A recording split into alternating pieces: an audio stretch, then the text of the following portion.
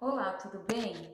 Quero compartilhar com você uma palavra que se encontra lá em 1 Reis, capítulo 18, a partir do verso 22 em diante, uma história super conhecida a respeito do profeta Elias e os 450 profetas de Baal. A palavra de Deus diz que eles estavam ali no Monte Carmelo para ver o Deus que responderia com fogo. E os profetas de Baal foram os primeiros a invocar o seu Deus. E eles ficaram ali horas clamando, se automutilando, pedindo para que Baal respondesse com fogo, e isso não aconteceu. Então, depois que eles saíram, fizeram tudo o que tinha que fazer e não tiveram resposta, o profeta Elias então assumiu, chegando ali naquele lugar, fazendo uma oração super rápida de menos de 20 segundos, ele ora, mas antes ele arruma o altar. Ele coloca as pedras no lugar, ele pede para encher 4 cântaros de água, ele despeja o primeiro, o segundo, o terceiro balde de água, até que tudo ficasse cheio, certamente para que não houvesse dúvidas da resposta de Deus.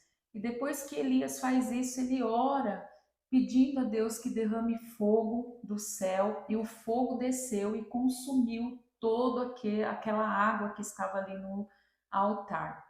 E eu quero falar sobre esses três baldes de água que foram derrubados ali naquele altar. Eu creio que o primeiro balde de água, Elias precisou fazer aquilo simbolicamente para a destruição de toda e qualquer idolatria. Nós sabemos que é muito fácil a gente olhar para alguém e criticar aquela pessoa que ora por um Deus ou para um Deus de barro, um Deus que esteja feito por mão de homens, mas a verdade é que nós, como cristãos, corremos um grande risco de acumular no nosso coração idolatrias. Nós corremos o risco de fazer com que algo que seja de Deus tome um lugar no nosso coração que é do próprio Deus. Olha que coisa interessante. Às vezes a coisa mais difícil que a gente tem que fazer é largar o que é de Deus para fazer o que é de Deus. Percebe? Então a idolatria vem quando nós não queremos largar muitas vezes aquilo que Deus está mandando a gente largar, aquilo que muitas vezes já acabou o tempo, aquilo que Deus encerrou um ciclo e quer que nós vivamos outras experiências, outras causas, mas o que muitas vezes nós vemos no meio dos cristãos são pessoas que se agarram, por exemplo, a um título, se agarram, por exemplo, a um ministério, se agarram, por exemplo, a um serviço que ele presta no meio do reino, no meio do corpo de Cristo, e ele acha que por conta disso ele deve fazer isso até morrer. E às vezes o ciclo se encerra. Às vezes o Senhor está chamando você para viver algo novo, algo diferente, algo que Ele tem para a tua vida, mas você continua ali fazendo daquilo que é de Deus uma idolatria. Isso é muito forte, mas é uma realidade no nosso meio e nós precisamos estar atentos aos sinais que Deus nos dá de quando alguma coisa precisa ser mudado no nosso serviço, na nossa prestação de culto ao Senhor ou no nosso jeito de viver, porque muitas vezes nós entramos no automático. Muitas vezes a gente começa a fazer algo para o Senhor e quando a gente vê, a gente já está fazendo aquilo há tantos anos e fazemos no automático, não fazemos mais de todo o coração. Ou seja, aquilo se torna para nós uma idolatria. E ai, ai, ai daquele que tocar nisso, né? Então, a gente vê muitas pessoas feridas, muitas pessoas paralisadas no meio do caminho, porque o líder trocou ele de lugar, porque ele parou, estava servindo ali num lugar e de repente precisou servir em outro. E a gente percebe muitas pessoas machucadas e paralisadas no meio do caminho por conta daquilo que é de Deus, mas que se tornou uma idolatria no coração. E nós precisamos ser livres. Nós precisamos ser livres de qualquer coisa que nos prenda. Nós precisamos ser livres para ser guiados pelo Espírito Santo. Quando nós somos guiados pelo Espírito Santo, nada pode nos prender. Nós precisamos ouvir o ide de Deus, nós precisamos ouvir o ide do Senhor, e muitas vezes isso implica largar aquilo que a gente está acostumado a fazer para viver uma nova experiência. Isso também pode prejudicar muitas pessoas que não conseguem crescer, amadurecer em Deus, porque se apegam demais naquele nível em que ele está. Ele não quer crescer, então ele fica ali toda a vida dele até morrer, mas ele não abre mão daquele lugarzinho dele porque é confortável, porque ele faz tudo no automático, e nós precisamos estar atentos a isso no nosso altar. Qualquer um de nós corremos o risco de levantar um ídolo no nosso coração. E pode ser que seja de Deus aquilo que a gente está fazendo, mas se eu não estiver disposto a abrir mão daquilo, então corremos o risco de ter aquilo no nosso coração, no lugar de Deus. O segundo balde que Elias colocou ali, né, naquele altar, derrubou sobre aquele altar, fala dos rituais religiosos, que também nós precisamos estar atentos, porque com o passar dos anos, quando a gente percebe, a gente está orando do mesmo jeito, a gente está cantando do mesmo jeito, não sente mais o que ora, não presta atenção mais no que louva, a gente começa a ficar religioso. E isso, diante de Deus, é como águas mornas que serão vomitadas.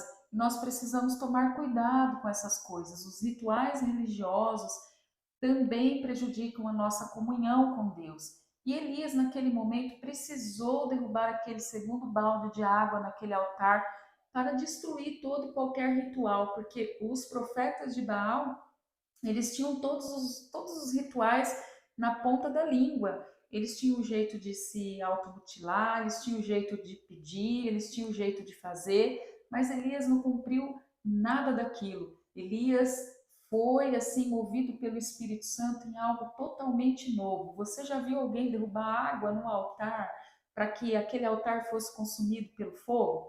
Elias fez isso. E a água também representa a palavra de Deus na nossa vida. E o terceiro balde que Elias derrubou ali também simboliza a justiça própria, os nossos próprios esforços. Quantas vezes a gente insiste em se relacionar com Deus pelos nossos esforços, sendo que o nosso relacionamento com o Senhor, ele é pela graça, pelo favor não merecido. Quando nós nos relacionamos com Deus, através dos nossos esforços, nós saímos do favor da graça, nós saímos do fluir da graça, e aí a gente vai viver nessa demanda cansativa do esforço próprio. Quando você vai orar e fala para Deus: olha, Senhor, coitadinho de mim, eu mereço ser abençoado, porque afinal de contas eu te sirvo há tanto tempo, eu faço, eu aconteço. Você está tentando se relacionar com Deus através da sua justiça própria. E não é através da nossa justiça própria que nós nos relacionamos com o Senhor. Nós nos relacionamos através da obediência de Cristo na cruz do Calvário. Porque se fosse através da nossa própria obediência, certamente ninguém se salvaria. Foi para isso que Jesus veio. Jesus veio para cumprir aquilo que nós não damos conta de cumprir. Jesus veio fazer aquilo que nós não podemos fazer. Então, o terceiro balde destrói toda justiça própria, todo esforço humano. E, na verdade, aquele povo, os profetas de Baal, tinham clamado por horas ali, tinham feito todo tipo de esforço humano para que Baal respondesse, e não houve resposta. E Elias não fez esforço nenhum, simplesmente derrubou aqueles baldes de água ali no altar, encheu de água todo o altar e fez uma oração que não durou nem 20 segundos, mas o Senhor respondeu com fogo do alto, consumiu toda aquela água que estava ali. Não houve dúvidas de que o Senhor é Deus, tanto é que todos eles caíram de joelhos, declarando que só o Senhor é Deus. Então, que nós possamos pensar a respeito dessas três questões na nossa vida. Será que eu não tenho deixado a idolatria entrar no meu coração porque eu não quero largar aquilo que é de Deus para pegar o que é de Deus? Será que eu tenho sido uma pessoa mediana porque eu me conformei naquele ritual religioso que eu estou acostumado a viver, e isso virou para mim algo fundamental a ponto de eu não querer abrir mão para viver o novo de Deus? Será que eu não estou me relacionando com o Senhor através da justiça própria, achando que de alguma forma eu mereço ir para o céu, eu mereço receber tal bênção? Porque se nós entrarmos nesses três aspectos diante de Deus, nós já estamos reprovados. Nós precisamos entender que Ele é o Senhor de todas as coisas. Ele é o Senhor do serviço, Ele é o Senhor do ministério, Ele é o Senhor da nossa vida, Ele é o Senhor de tudo aquilo que a gente pensa, daquilo que a gente faz. E se Ele falar, largue isso e faça aquilo, nós vamos servi-lo de todo o nosso coração. E se nós prestarmos atenção também naquilo que nós temos falado com o Senhor, orado, vivido, nós vamos entender que o nosso relacionamento com Ele é um relacionamento profundo de um pai que ama o seu filho. Ele disse: Eu não vos chamo mais de servos, mas eu vos tenho chamado de filhos. E isso é maravilhoso. Eu quero orar com você neste momento. Feche os teus olhos aí onde você estiver e vamos orar, vamos falar com Deus. Talvez você se encontre em uma dessas situações, entristecido porque alguém te tirou uma função, um cargo, um título, mas lembre-se, o reino de Deus é enorme e ele pode te colocar onde ele quiser. A honra quem dá é o Senhor. Nenhum homem tem poder de tirar a honra de Deus sobre a tua vida.